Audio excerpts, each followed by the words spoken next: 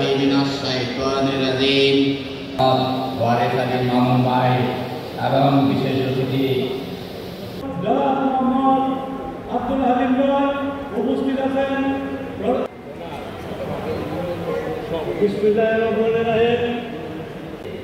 সঠিক ঘুরতে গিয়ে আমরা ওয়ারিস আলী মামুনকে জয়ী করতে পারি।